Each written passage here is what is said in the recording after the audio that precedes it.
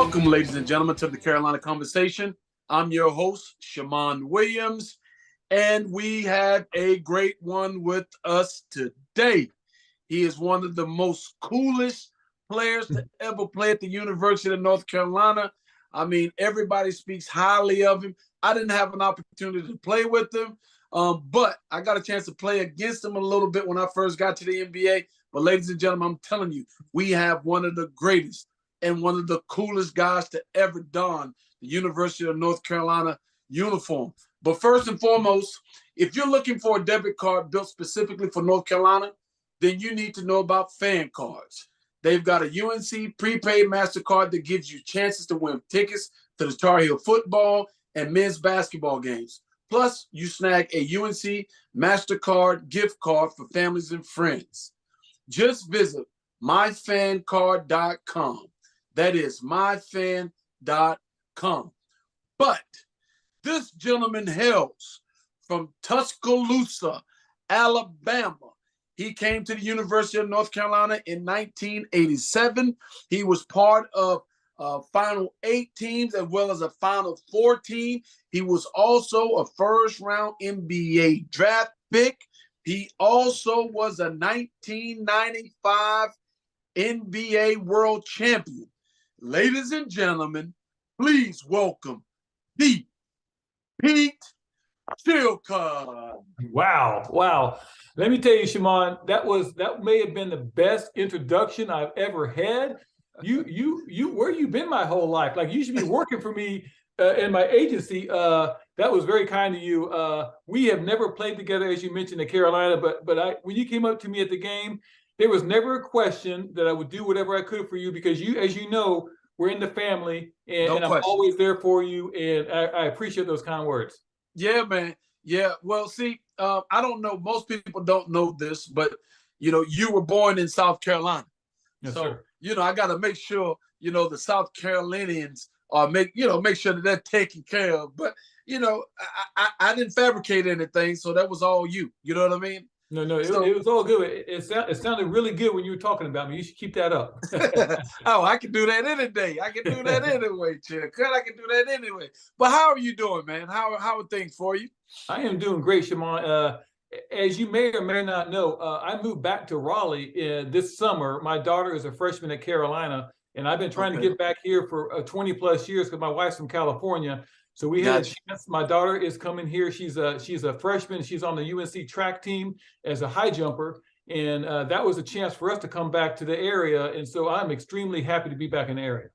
Well, man, I mean, it is great to have you back in the area. I mean, it was always great to see you, once you retire, when you would come back around and stuff like that. But I also remember, how gracious you was when we crossed paths in the NBA a little bit. You know what I mean? It was always good to see the OG Pete Chilcutt.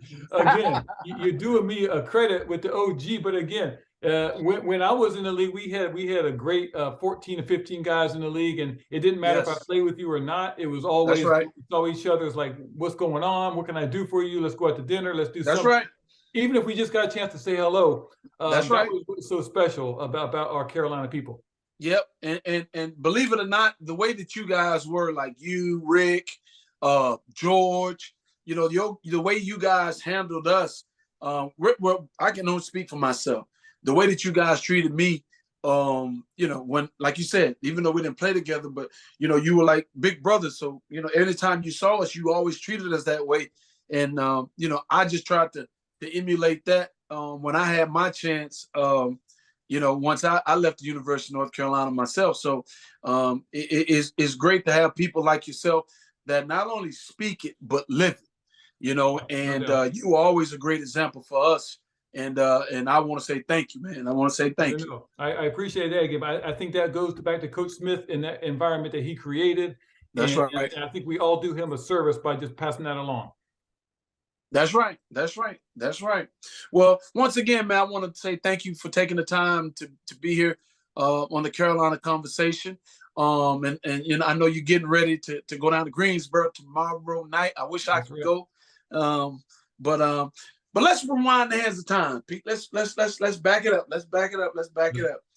in 1986, 1987, what made a young man, you were parade All-American. What made you choose the University of North Carolina, especially coming out of that SEC back, that footprint right there. And Alabama had some good teams back in them days, with the Horries and Spreewells and all them good guys. No doubt. We had Wimp Sanderson as a coach. We had Bobby Lee Hurt playing for Alabama. But you know what really turned it for me? It was probably in 1981, 82. Okay. Now, you were a little younger than me, so you might not know this, but they just started putting on, the ESPN started putting on basketball games mainstream, like right at prime time, on the nighttime. So I started watching, and guess who was on the TV in 1982? It was Carolina. It was Michael Jordan. And they had that great team. They had the great run for 3 or 4 years. And I'm sitting there on my TV, which is, Shammond, about the size of a credit card. And I was sitting there in my room, and I was watching this black and white TV. I was like, that's where I want to go. I want to be just like Michael Jordan. And now I was like every kid in America, right? Right. That's where it started. And if you can really appreciate that from where it started, it's amazing that I got the opportunity to go to North Carolina. And by 2 or 3 years down the road, when Coach Smith came to see me at some summer camps, I was like, "Are you kidding me?" And then I had Coach Guthridge offer me a scholarship in the summer of '85, and I was like, "Are you kidding me?" But now you mentioned I had some good schools I was looking at. I was looking at Alabama, I was looking at Duke and Georgia Tech and Virginia, and all those were good schools. But if you grow up watching MJ, there was never a doubt where I wanted to go. And it is a story that it's like a fairy tale for me that I was able to go there. Really? Okay. So it was MJ himself. It was watching MJ in the championship. And then the next 2 years, when he did that dunk against Maryland, the rock the cradle, I was 84. I was a sophomore. I mean, that was right in my time. So it really was a big influence. Seeing them on TV and seeing Michael Jordan. I mean, again, I was like every kid in America. Like, I want to be just like him. Wow, that's interesting because I was a sports fan at that time, but growing up in the upper state of South Carolina, I was a Clemson fan, and I didn't know about North Carolina, nor Michael Jordan. I knew about Len Bias. Now, Len Bias was somebody that I really liked. I liked Len Bias, and of course, being a Clemson fan, I knew all those guys. But it's interesting that like I said, a young man from SEC. That's the heart of the SEC to get you out of there. But like you said, you were recruited by a lot of teams right there from the Tobacco Road area. So it showed how great you were. Well, so it was a privilege, and again, we can fast forward to now, and I can sit there and say, without a doubt, that was the best decision I ever made in my life. That's good. That's awesome. That's awesome. So, there it was. You chose the University of North Carolina, and then you graduate from high school. Then it's time to come to Chapel Hill. It's time. So, can you tell us how it was when you first came to Chapel Hill? Your first day, and how was it? Getting acclimated, and also going down there to play. You get your first runs. Well, let me. I don't know how it was for you. I'm assuming my story was a little unique. In Alabama, in high school, I went to a private school, right? And that had limited competition. And my average competition was about some guy about 6'3", 6'4", and I could drop numbers whenever I wanted. Okay, so then I go into Chapel Hill thinking I'm a McDonald's All-American. Like, I was ranked pretty high. Like, I'm coming in to do some work.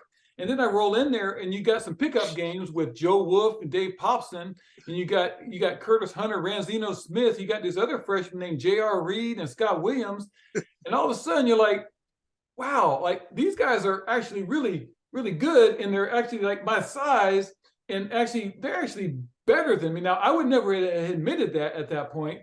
Right. It was an eye opener. And if you had to ask me then what I was going to come into at Carolina, I would never have guessed. I was behind the curve. And as you know, that first year I did redshirt, and that forward position, my power forward had Joe Wolf and Dave Popson and Scott Williams and J.R. Reed pretty much all trying to get the same minutes. And I'm Right. like, Coach Smith was like, he goes, Pete, I'm going to, recommend that you might want to take this year to work on your game, get a little better because the competition is really strong. And I was like, yeah, I think you're right, coach. And it Right. was hard. It was hard because I'm coming in Right. thinking I'm going to be the man. And Right. it was the hardest thing I ever did to have to sit out that season.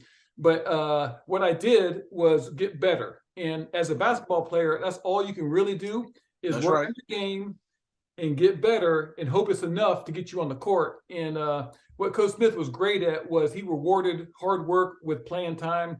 And I'm going to say at the beginning of my career, I don't know if I deserved what he gave me, but he gave me playing time. A little known fact was that when I graduated from Carolina, myself and Rick Fox and King Rice had played in every single game during our career. And that was, to me, I was very proud about that. I played in 140 games, never had a DNP. And I think it was Coach Smith that gave me the opportunity. Plus, it was my hard work that kind of got a little bit of that playing time. But that's one of the biggest things I was proud about my career at Carolina. Man, that's interesting in itself. Being able to play in every game. I mean, every game. Yeah. Wow. That's awesome, Pete. That's awesome. That's awesome. So let me ask you a question because you did allude to you redshirting. Where do you think the maturity in being able to accept that, knowing who you were and what you were trying to accomplish, how talk about that? Because a lot of times, especially in today's world, it's not like, like back when we were coming through where, everybody stayed until they were juniors and seniors and things like that. And so since everything is so fast nowadays, a lot of people don't get a chance to talk about, redshirting to put themselves in a position that they can have a great career. Exactly. And for you to redshirt, and then you look, 4 years later, your first round NBA draft pick, and then you play over 10 years in the NBA and so on and so forth. A lot of people want it immediately. And so could you allude to what allowed you to be able to accept that and like you said, and mature and work while you were doing that to have success?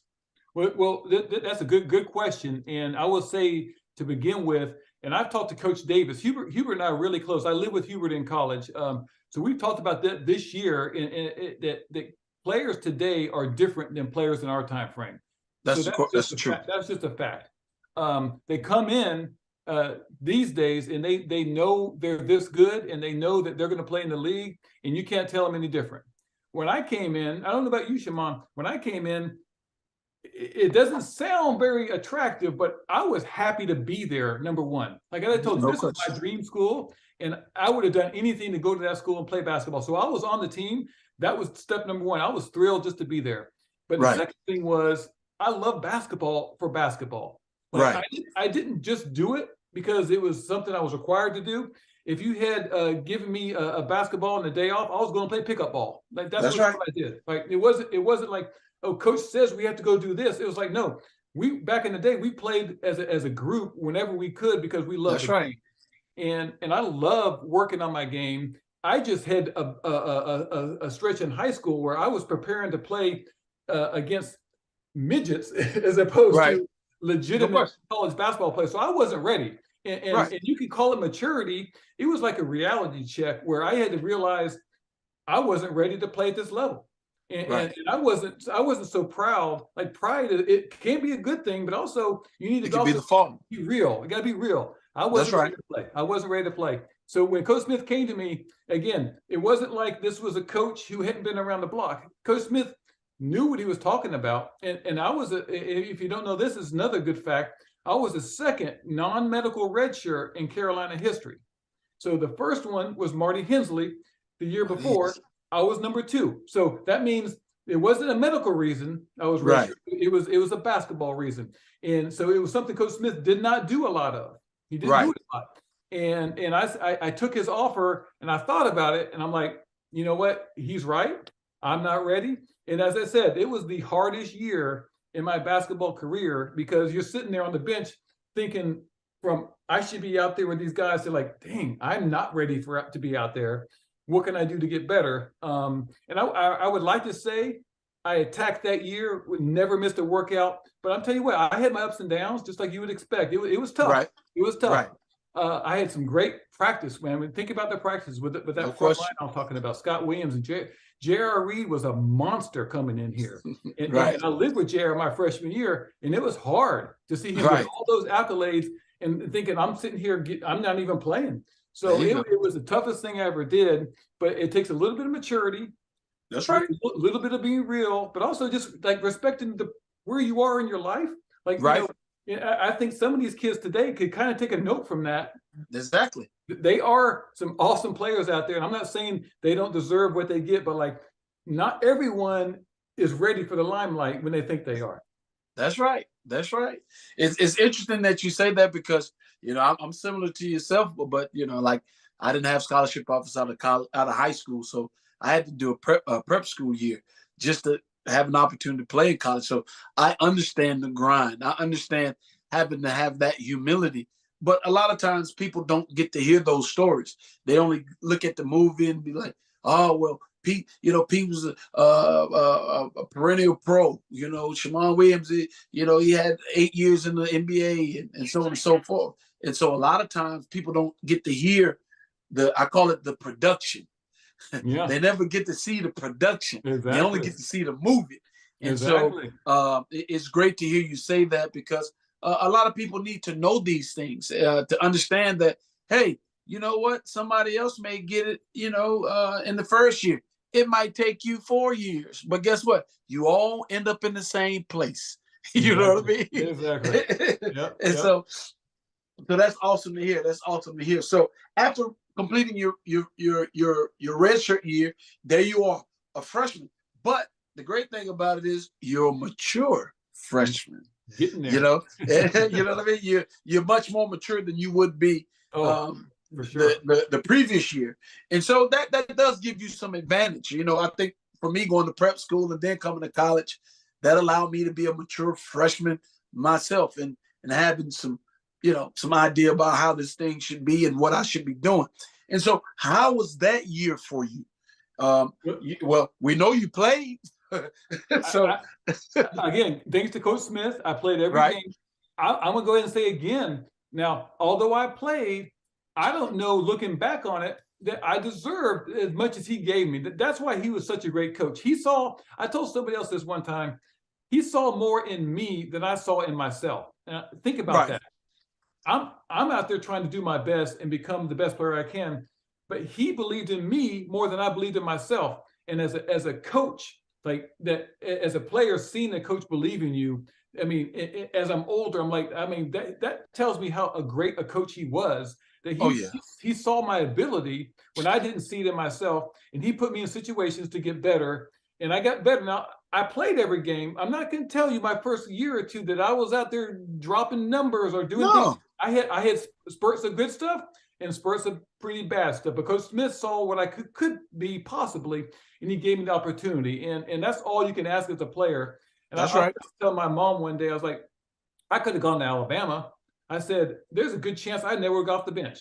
And I'm still the same player. Like Coach Smith had the ability to bring out the best in his players, and he developed them. Like if you saw me as a freshman against that Syracuse team, and you saw me as a senior, you'd be like, wow, is that the same player? And that's what I'm proud of. But I'm also proud that Coach Smith saw that in me and helped me bring myself to that level. But it's not like a magic button that you just turn into that player. It takes work. It takes time. Work. It took me 4 years to get to that place. 5 years really. So that's the thing I remember about my Carolina experience was how I was one of those players that just developed. And Carolina gets all-stars and McDonald's All-Americans all the time. And some of those kids come in ready to roll. But you don't always know the kids that come in not ready to roll. And all of a sudden you see them starting as their junior and a senior, like, wow, he got pretty good. Like, when did that happen? And that was my career in a nutshell. I just developed over my 4 years. And having that development and playing with other great players, you were able to do some great things and be a part of some great teams. You know, you had the Elite 8 team, and then you had the Final Four team as well. So let's talk about that year. Let's talk about that year, that Elite 8 team, Pete. You know, how was it, and how was it playing with those guys, and and finally having an opportunity to have an impact, to do some things that could help the team. I mean, you talked about not doing much, but as you're in your freshman year and sophomore year, but you're being modest, because we all know, maybe the fans don't know, but I most definitely know, Coach Smith ain't gonna put you on the floor if you're not ready. Now, and that's to protect you as well. Not only not you don't deserve, but he wants to protect you. So you really, maybe you weren't doing the things that you did your junior and senior year, but you were doing enough, and you were doing the things that the team needed to win. And I always say now, like even in my coaching career now, I never look at the stat sheet. When they bring the stat sheet during the timeouts, they bring. I'll never look. And people, my colleagues said, why don't you look at the stat sheet? And I said, I'll never forget when Coach Smith said, stat sheets are for losers. I'll never forget that. Right. And I really, and everything he did, it told me, I took it to heart. And so I think about that, because winning plays do not show up in the stat sheet. And so I don't want my mind to be clouded by looking at someone's stats, because those are the things, those are important in some facets, but it's not what actually wins games. So you did things to win games, but then you begin to show up in the stat sheet. But let's talk about that Elite 8 team. Well, you know what? You make some great points there. And I've had some great games that early on. Now, when I say great games, I'm saying great games for myself. Right. I may play 8 minutes, I may play 18 minutes, but I left the court saying I did good stuff when I was out there. That's right. And it may not be on the stat sheet, but you as a player, when you did work out there. And it may not, like, when you did, hey, I did everything right on this play. I made the right pass. He got a shot. I made my shot over here. It doesn't always mean you come out with some numbers that look good on the stat sheet. So that's right. And the problem going on through my career was that I needed to do that consistently, and I wasn't quite there that year, but I was getting there. Like that was part of the process. And that Elite 8 team, I mean, every year that I went through Carolina, we had goals, but it wasn't like, hey, we want to. We didn't start beginning of the year going to the NCAAs. It was like, we want to do the ACC regular season. We want to win the regular season. Right. Then we want to win the tournament, right? And then we just want to win the games in the tournament. But the frustrating thing is, you start to realize as you get through those seasons, is it just takes one game where the team's really, really hot that you're playing against, or you don't play that well. And I don't know about you, when we lost in some of those games, what mattered to me was, did we play well as a team and just lose to a team that played better? I'm okay with that. Right. 100%. But when we did not play to our potential and we lost, then I'm like, dang, that hurts. That hurts. So I'm going to think what you who do you remember who we lost to that year in the Elite to get when you're in the Elite 8? The Elite 8 game. I don't think it was. If it was 1 year, it was Michigan. And right. Yes. And we played. Yeah, we played pretty darn well. I don't know if you're maybe too young to remember who we played against in that game. Oh no, I know. They had Glenn Rice. They had Glenn Rice. Glenn Robinson. He was hitting crazy shots. And I remember after that game, I remember thinking, you know what? The year before, we had lost to Arizona, and we had played terrible, and that hurt. And Coach Smith was really mad at us. We lost to Michigan. We played pretty darn well. They just were hot. They were. And I remember thinking, you know what? If I'm going to take an L, it's against a team that just plays a little better than us. We played pretty darn well, but Glenn Rice was unconscious that year. Yes, he was. And so, again, as a player, you want to win every game, but you realize when you get to that tournament, especially, that it's just a matter of, are you playing good at the right time?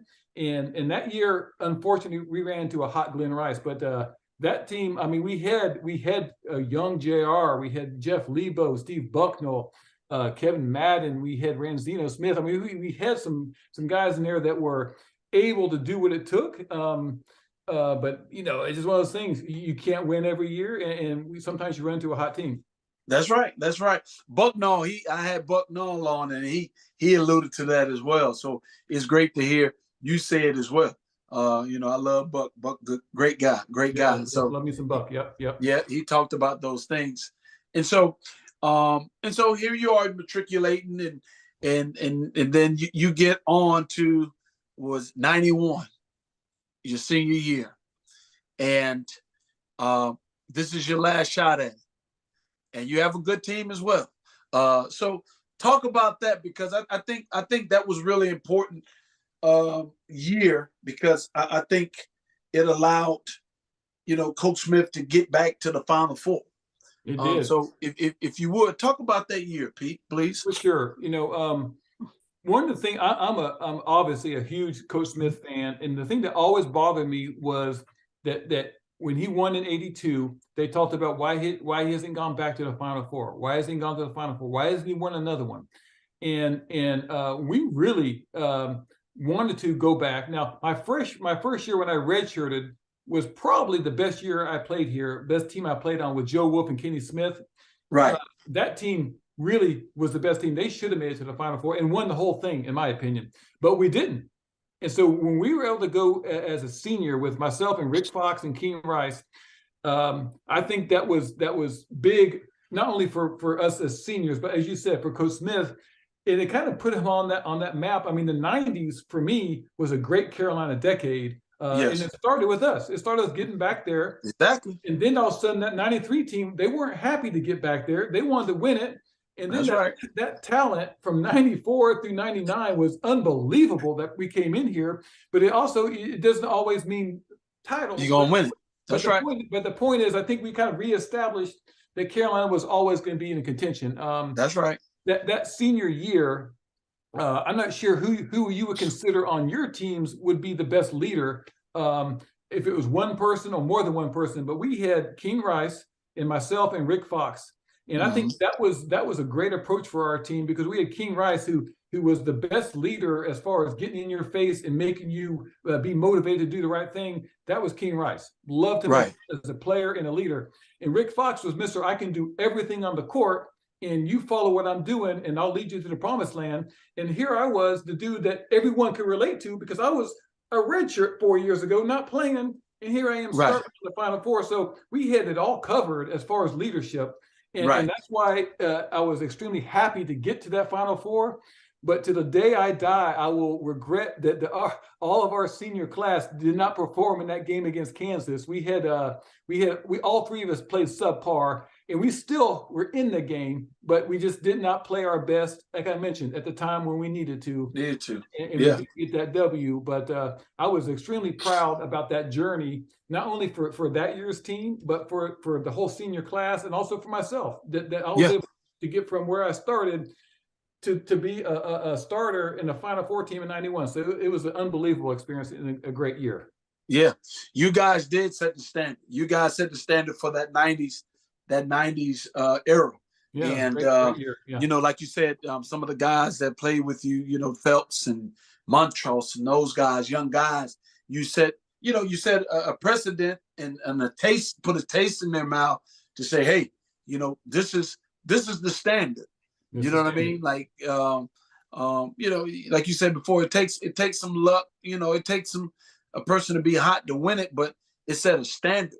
And so from that point on, I mean, I was blessed to be in that 90s era myself. Oh yes. And participate in 3 Final Fours, but that became a standard for us, and we're very thankful that you helped set that standard.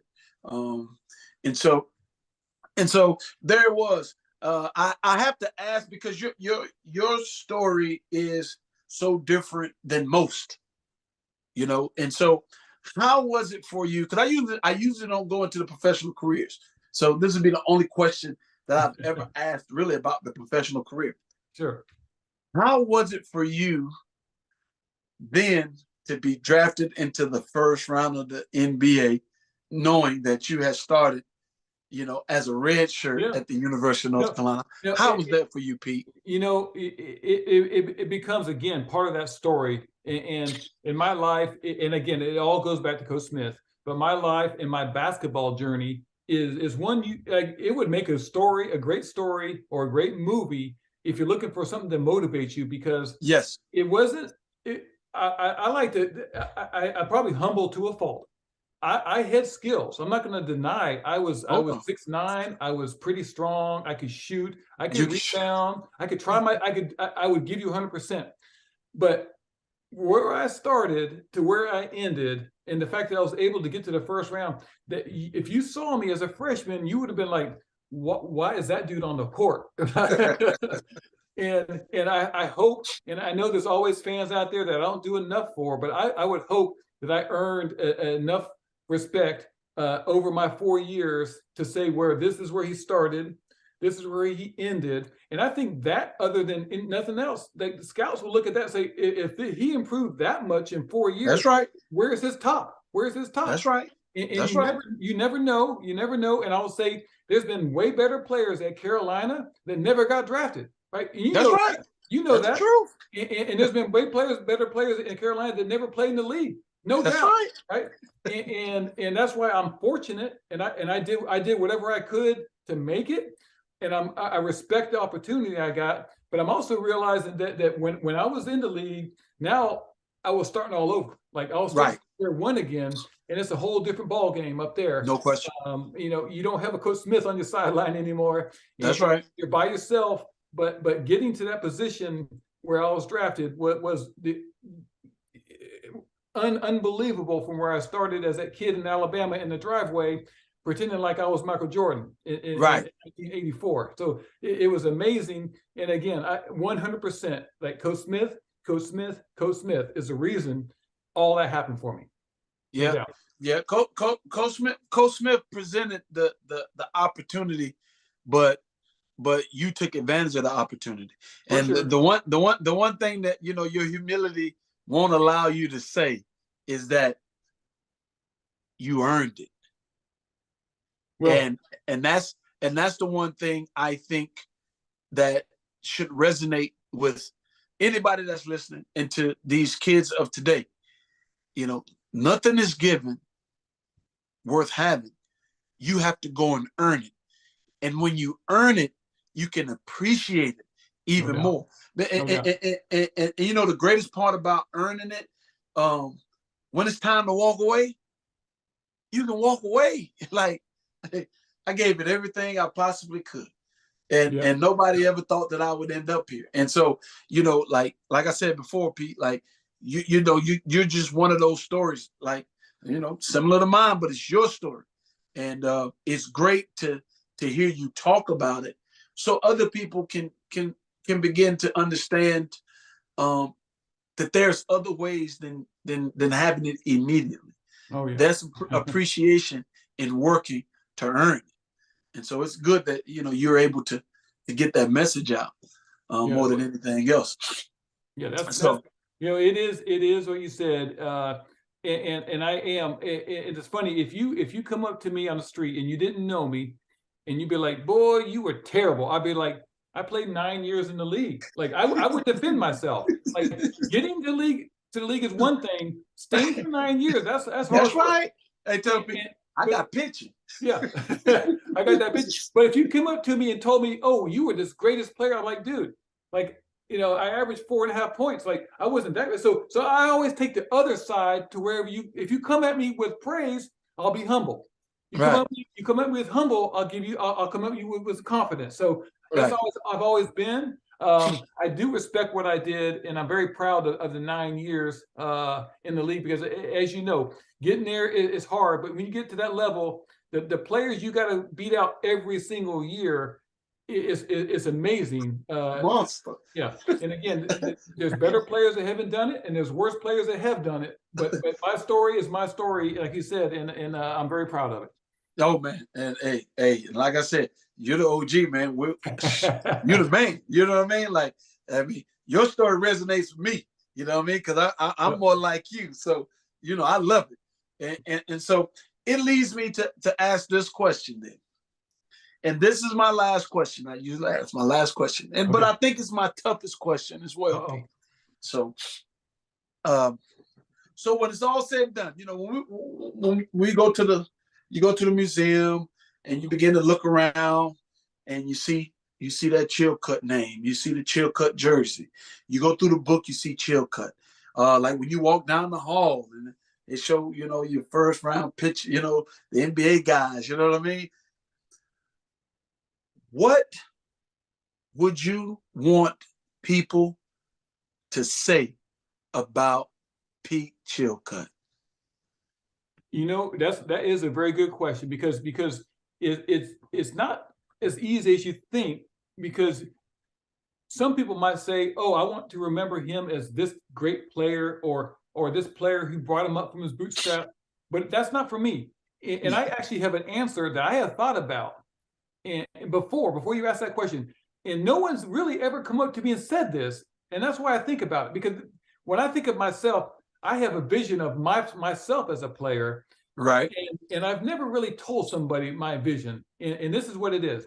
I want them to say that kid that was out there was 100% all over the court, active, playing like he was playing with fresh energy, hustling, going for loose balls. Every loose rebound he was going for. I want people to think about me as a player who 100% gave it all on the court and left it on the court. He could shoot, he could rebound, but that's not what it was. It was that he never quit his motor.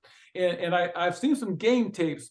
Sometimes they show that, sometimes they don't. But that was my goal, to be out there, to be that player that, for whatever Coach Smith put me out there, it was 100% trying to do what it took. I didn't care about anything else besides getting those rebounds or getting those loose balls or making the extra pass. Like that stuff, through Coach Smith, made me happy to make the pass to the open man or get the rebound and kick it out to Jeff Lebo for a three. Like that's totally good. That's all good stuff. So I want him to be known as that player who just was active and tried his best to do what he could to help that team win.